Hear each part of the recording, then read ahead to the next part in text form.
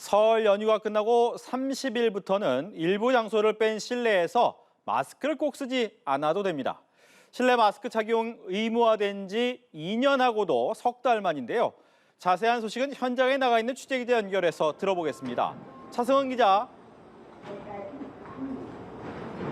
네, 서울 광화문역에 나와 있습니다. 정부가 오는 30일부터 실내 마스크 착용 의무를 권고로 완화합니다.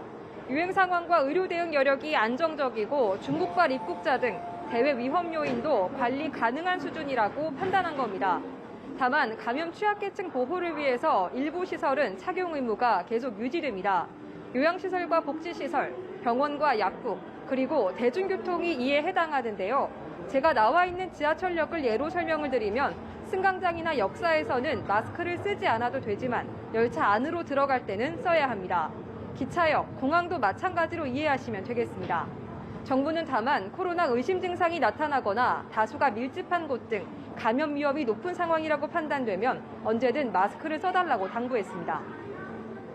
사람 간 접촉이 늘어나는 설 연휴가 지나고 실내 마스크까지 벗게 된다면 확진자가 급증하지 않을까 이런 우려도 나옵니다. 그렇게 된다면 마스크 다시 쓰게 되는 겁니까? 방역당국은 실내 마스크 의무를 해제하면 약간의 유행 증가세는 나타날 수 있다고 보고 있습니다. 하지만 현재 국내외 상황을 봤을 때 급증세는 없을 것으로 예상했는데요. 가장 큰 변수로 꼽히는 신규 변이도 면밀한 분석을 통해 대응이 가능하다며 웬만해선 마스크 착용을 다시 의무화하지는 않을 것 같다고 말했습니다. 방역당국의 발언 직접 들어보겠습니다.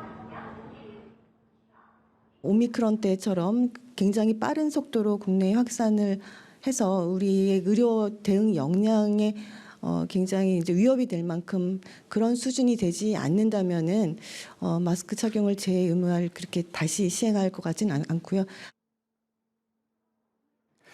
네, 실내 마스크 착용 의무 해제가 풀리고 이제 남은 방역 조치는 확진자 7일 격리 의무인데 이건 언제쯤 풀릴까요? 네, 방역당국도 마스크 의무 해제가 진행되면서 격리기간 단축 논의를 시작할 단계는 됐다고 보고 있습니다. 한 달 전만 해도 격리기간을 사흘로 줄이자는 국회의 요구에 방역당국은 어렵다고 선을 그어왔는데요.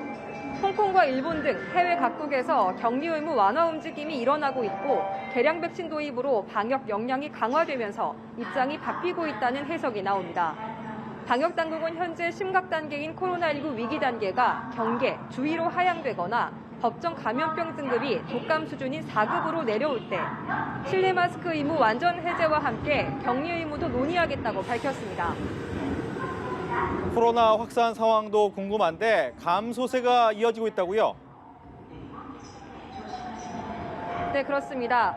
어제 하루 코로나19 신규 확진자는 27,408명입니다. 하루 전보다 2,400여 명, 일주일 전보다는 12,000여 명 줄었는데요. 목요일로만 보면 약 석 달 만에 가장 적었습니다. 입원 중인 위중증 환자는 453명으로 사흘째 400명대를 유지했고 사망자는 하루 새 17명 줄어든 30명 나왔습니다. 지금까지 서울 광화문역에서 전해드렸습니다.